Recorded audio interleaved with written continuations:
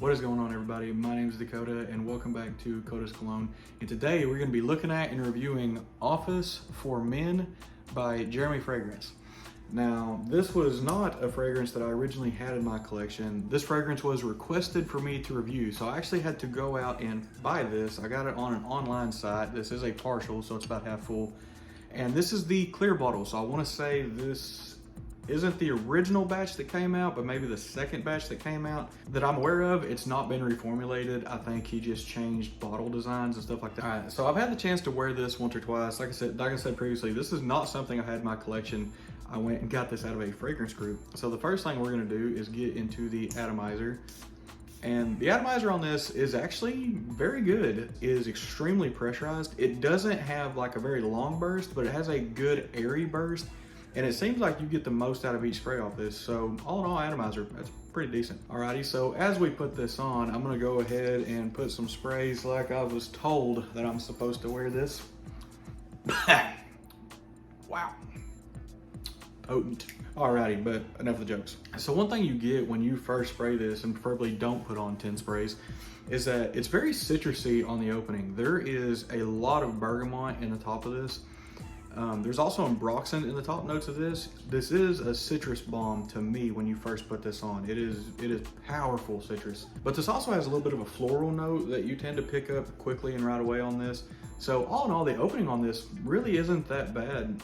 I did something uncharacteristic to what I normally do. I kind of looked at a couple other videos on this, only because I was trying to figure out if this bottle was maybe a reformulation to a batch, because the new bottles come in all black. Or by what I was able to find, this hasn't been reformulated.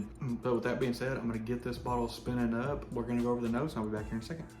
Alrighty, as this bottle gets spinning up, the top notes on this are gonna be ambroxan, bergamot, and orris root. And when you first spray this, you're almost overwhelmed with some of that ambroxan and bergamot. This is a citrus bomb when you first spray it. The middle notes on this are gonna be woody notes, floral notes, ambergris, amber, and jasmine. And one thing I'll say that may set this fragrance apart just a little bit is the use of jasmine. Because when this dries down, this actually has a very, very nice floral fragrance all the way into the dry down of it. The base notes on this are gonna be more woody notes, musk, patchouli, and cachalox. This fragrance to me is a little more green than anything, but it's blended well enough to where this fragrance works very well for someone who wants a fresh, clean, with a little bit of crisp vibe to it. But that's enough yapping on this one. Let me get y'all flipped back around. We'll get back into it. Alrighty, and we are back. So I gave this about 45 minutes to dry down, and it doesn't have a very large change in the dry down. I will say, as it dried down a little bit, some of the woody notes came out just a little more.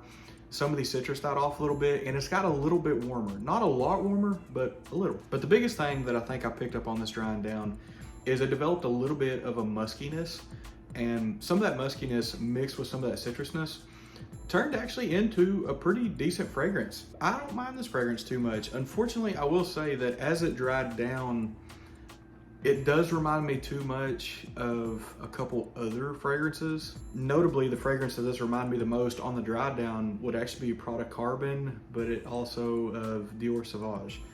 So I will say that there is a couple other fragrances that this smells very similar to, but all in all, this is still very nice. It's still very pleasant. Like, it's still nice to wear. I think one of my favorite things about this so far is the use of jasmine in this.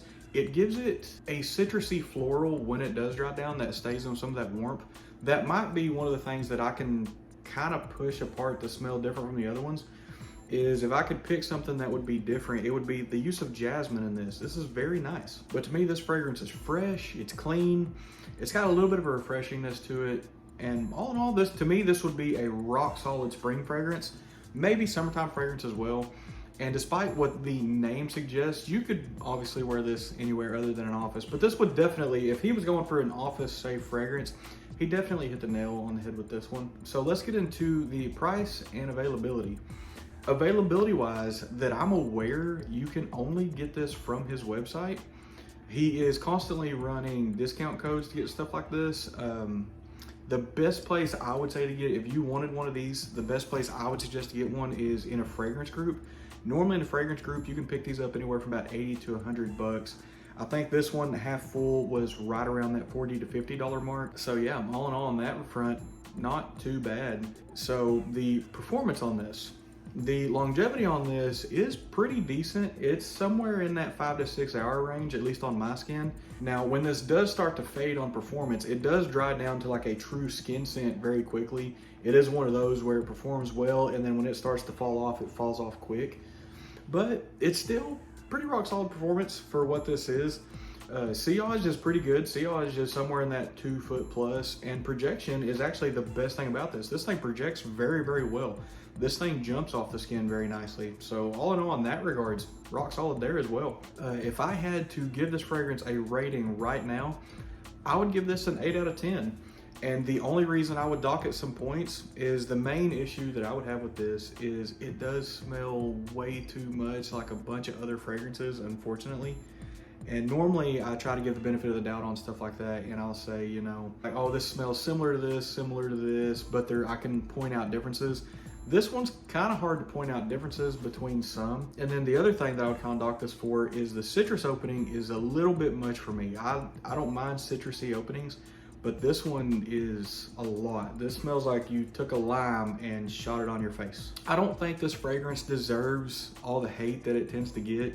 I know a lot of times when people talk about this fragrance, they tend to talk about the creator more than the fragrance. Can't judge him, can't knock him, you know, he's gonna do what he wants to do. But I will say, as a fragrance brand, this is actually pretty good. It's not anything that's super unique. It's mass appealing. You're gonna get compliments from this. People are gonna like this. A lot of people do love this. So all in all, as a fragrance, this is pretty nice, and that's why I'd give it an 8 out of 10. And just because I score something an 8, that doesn't mean I love it, but it doesn't mean I hate it either. Also, there was a comment on one other post that says I score stuff in a lot of like these 7.5 to 10s. And part of the reason I score that stuff the way I do is I'm not gonna review a fragrance I think smells bad. Now, unless it's requested. Now, if it is a requested fragrance, I will do that and give my honest to God opinion about it. And if it's bad, I'm sorry. But for the most part, I'm gonna review fragrances that are pleasant, that are nice, stuff like that. Or new. Now, if it's a new fragrance, it could smell horrible and I'd never know. You know, looking at that one right here. But yeah, I think that is gonna get us wrapped up on this. Go ahead and get it on this bottle one more time. Now, this clear bottle and my ring light does not get along very well at all. So hopefully that is coming through nicely, maybe. But that is gonna get us wrapped up. Thank you everyone for watching. Thank you everyone for subscribing, for commenting on these videos, for sticking around, for supporting the channel and everything like that. I truly appreciate that. So thank you everyone. As always, thank you everyone for watching, and we'll see you next time.